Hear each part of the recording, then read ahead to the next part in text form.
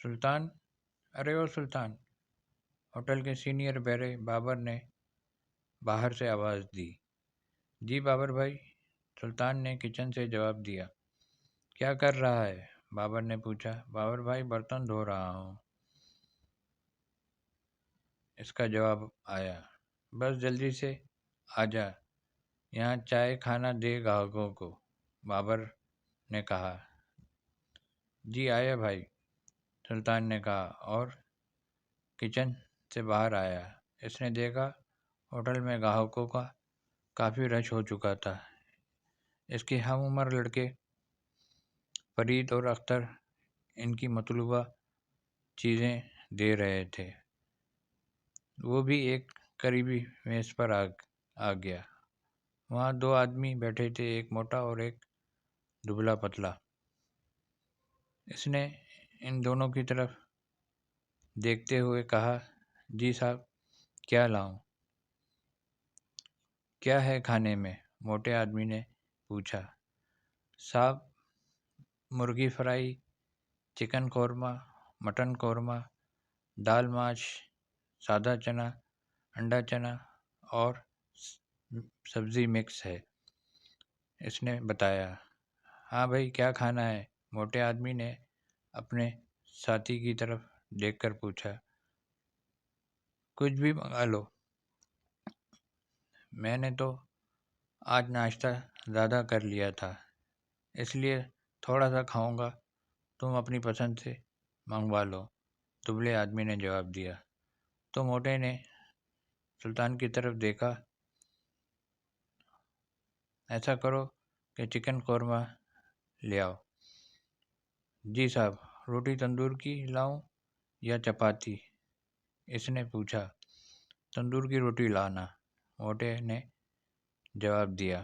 اچھا صاحب، کہتا ہوا سلطان پلٹ گیا اور تیز تیز قدموں سے اس طرف چل پڑا جہاں پر کھانوں کی دیگچیاں رکھی ہوئی تھیں، اور ایک آدمی انور وہاں بیٹھا پلیٹوں میں کھانا ڈال رہا تھا۔ سلطان اپنا آرڈر لے کر اس ٹیبل پر آ گیا اور چیزیں دونوں کے سامنے رکھ دیں۔ سلطان اس ہوٹل میں گزشتہ 1 ماہ سے کام کر رہا تھا۔ صبح آتا، دن بھر مشقت کرتا اور رات کو واپس گھر جاتا۔ ایک روز ہوٹل کے مینیجر عرفان بیگ کی گھڑی غائب ہو گئی۔ اس نے بابر کو بلا کر پوچھا۔ اس نے لا علمی کا اظہار کیا۔ پھر عرفان بیگ نے فرید سے پوچھا۔ اس نے بھی بتایا کہ اسے گھڑی کا علم نہیں ہے۔ یہ دونوں کئی سالوں سے یہاں ہوٹل میں کام کر رہے تھے، اس لیے عرفان بیگ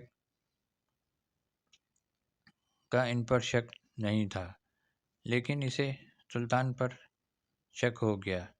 اس نے سلطان کو اپنے پاس بلایا اور اسے گھورتے ہوئے بولا، نام سلطان اور کام چوروں والے؟ وہ اس طرح کا رویہ دکھا کر سلطان کو دباؤ میں لینا چاہتا تھا۔ کیا ہوا عرفان بھائی؟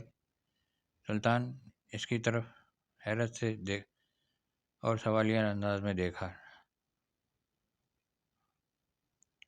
تلاشی دے، عرفان نے جارحانہ رویہ رکھتے ہوئے سلطان کا بازو زور سے پکڑ لیا اور اس کی جیبوں کی تلاشی لینے لگا۔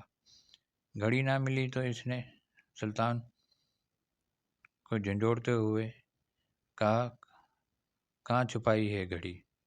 کون سی گھڑی عرفان بھائی؟ سلطان نے اس سے اپنا بازو چھڑانے کی کوشش کرتے ہوئے کہا۔ سالے، وہ 3000 کی گھڑی ہے، عرفان نے اسے پھر سے جھنجھوڑ دیا۔ جلدی بتا، کہاں ہے وہ گھڑی؟ عرفان بھائی، مجھے نہیں معلوم، میں نے نہیں دیکھی، سلطان نے کہا۔ عرفان بیگ نے ایک زوردار چانٹا اس کے گال پر رسید کر دیا اور کہا، تیرے باپ نے تجھے چوری کرنا سکھایا ہے؟ اب تو سلطان کو جیسے جلال ہی آ گیا۔ اس نے غصے سے کانپتے ہوئے کہا، میرے باپ نے مجھے چوری کرنا نہیں محنت کرنا سکھایا ہے، سمجھا تو؟ سلطان کا جلال اور بدتمیز لہجہ دیکھ کر تو عرفان بیگ حیران و پریشان رہ گیا اور بولا، بدتمیز، بد تہذیب، چل نکل جا ہوٹل سے۔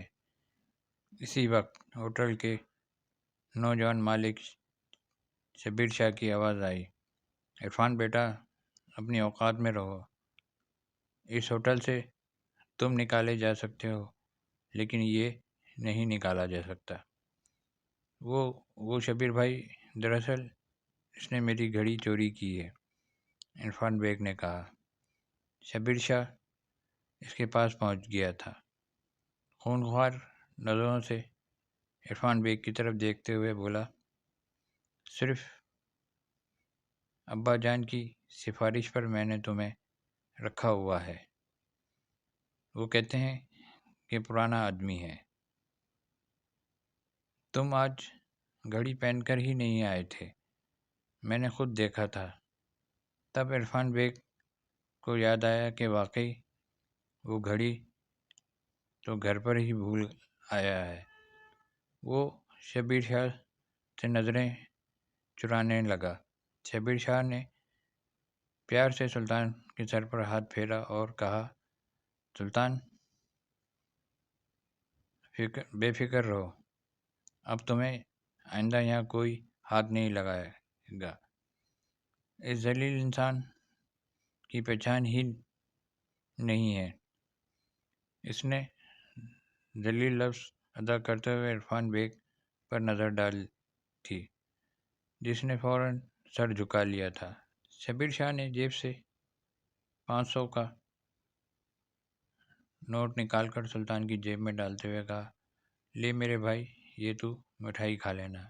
پھر اس نے بابر کی طرف دیکھا، بابر، کھانا لے کر آؤ، آج میں سلطان کے ساتھ کھاؤں گا۔ ابھی لایا سلطان بھائی، بابر کہتے ہوئے چل پڑا۔ شبیر شاہ سلطان کو لے کر ایک ٹیبل پر بیٹھ گیا۔ انہوں نے کھانا کھایا۔ اس دوران شبیر شاہ سلطان کے ذہن کو واقعے سے کافی دور لے آیا تھا۔ پھر اس نے سلطان سے کہا، سلطان، دیکھ میرے بھائی، ابھی بتا دے، تو کام تو نہیں چھوڑ رہا یہاں سے؟ ارادہ تو تھا کہ کہیں اور کام کروں، اس نے بجھی بجھی آواز میں جواب دیا۔ اچھا چھوڑ، اب غصہ تھوک دے، میں ہوں نا تیرا بھائی، یہاں اب کسی نے بھی میرے بھائی کو ہاتھ لگائے تو میں اس کے ہاتھ توڑ دوں گا۔ اب بول، تو نہیں چھوڑے گا کام؟ اس نے پوچھا۔ شبیر بھائی، اس نے جواب دیا، آپ جیسا مہربان بھائی مجھے اور کہاں ملے گا؟ شبیر شاہ مسکرا کر بولا، چل ٹھیک ہے، آج تو چھٹی کر، صبح آ جانا، جا کر گھر آرام کر۔ نہیں شبیر بھائی، میں ابھی کام کروں گا، سلطان نے کہا۔ اچھا چل پھر ٹھیک ہے۔ اچھا میں جا رہا ہوں، ٹھیک ہے، اگر دل چاہے تو کام کرنا آج، اور نہ چاہے تو چلے جانا، کل صبح آ جانا۔ اور ہاں، ایک خوشخبری سن، ابھی تیری اجرت 300 روپے روز ہے۔ وہ بولا، جی شبیر بھائی۔ سلطان نے جواب دیا، اب 400 روپے روز ملا کرے گی، ٹھیک ہے؟ شبیر شاہ نے کہا، آپ کی مہربانی شبیر بھائی۔ وہ بولا، ارے ہٹ، میں تیرا بڑا بھائی ہوں، مہربانی کی کیا بات ہے؟ اچھا ٹھیک ہے، میں جا رہا ہوں، شبیر شاہ نے کہا۔ ٹھیک ہے شبیر بھائی، سلطان بولا۔ شبیر شاہ اٹھا اور عرفان بیگ پر خونخوار نظریں ڈالی، ہوٹل سے باہر نکل گیا اور پھر قریب کھڑی ہوئی گاڑی میں بیٹھ کر روانہ ہو گیا۔ سلطان گھر آیا تو بجھا بجھا سا تھا۔ ابا چونکہ کافی عرصے سے بیمار تھے اور 6 ماہ سے کام پر نہیں جا رہے تھے، اس لیے وہ دوا کھا کر سوتے رہتے تھے۔ اب بھی سو رہے تھے۔ اماں نے پوچھا، سلطان بیٹا کیا بات ہے، کیوں اداس ہو؟ کچھ نہیں امی، اس نے جواب دیا۔ ہوٹل میں تو سب خیریت رہی؟ امی نے پوچھا۔ جی بس ذرا سی تلخی ہو گئی تھی، اس نے جواب دیا۔ امی نے پریشان ہوتے ہوئے پوچھا، اور سلطان نے کچھ باتیں بنا کر بات کو ٹالنے کی کوشش کی، لیکن اماں کے اصرار پر اس نے سارا واقعہ سنا دیا۔ ابا اس وقت تک جاگ چکے، سلطان کی ساری باتیں سن چکے تھے۔ انہوں نے آواز دی، سلطان بیٹا۔